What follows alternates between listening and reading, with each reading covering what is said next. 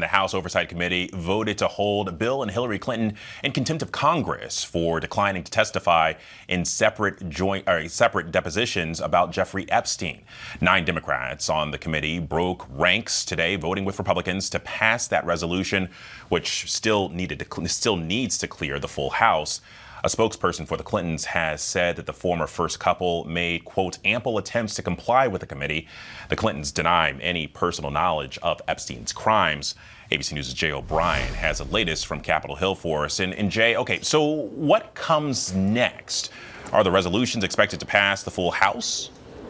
Yeah, and next is a full vote on the House floor, Alex, which will come in about 2 weeks from now. And if those resolutions pass out of the House, then they go to the Department of Justice, and it's up to the Department of Justice whether or not to bring criminal charges. And look, it's a Republican-controlled House of Representatives, and so if House Republicans hold together, they can pass this on their own with their own votes. But what we saw in committee was interesting because there were a number of Democrats who were willing to break ranks with their party and vote yes to hold Bill Clinton and Hillary Clinton separately in contempt of Congress for defying those subpoenas last week to testify in this Epstein probe. 9 Democrats voted yes to hold Bill Clinton in contempt. 3 Democrats voted yes to hold Hillary Clinton in contempt. There were some Democrats, though, in this panel who pointed out what they say was a hypocrisy here because President Trump has not been subpoenaed by the Oversight Committee as part of this Epstein investigation, despite the fact that President Trump had a friendship with Jeffrey Epstein,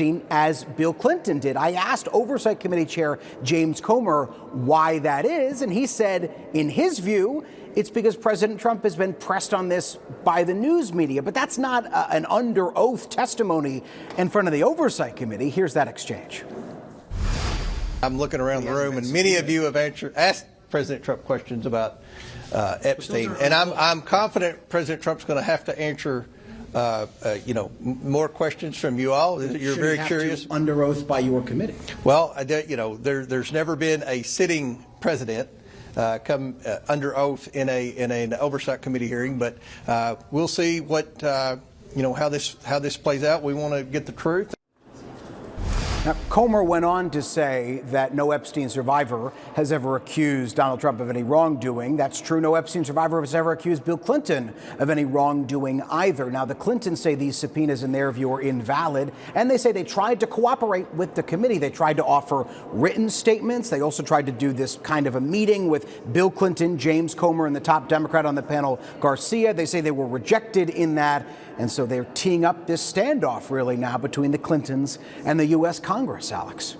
Yeah, it's very interesting. But the other thing, you mentioned Chairman Comer, the other thing that we're hearing from him is that he plans to depose Epstein accomplice Ghislaine Maxwell.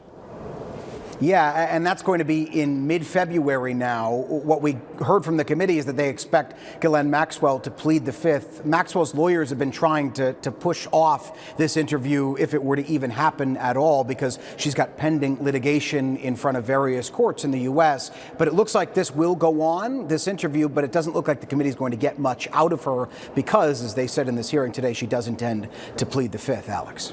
All right, Jay O'Brien for us on Capitol Hill. Thank you.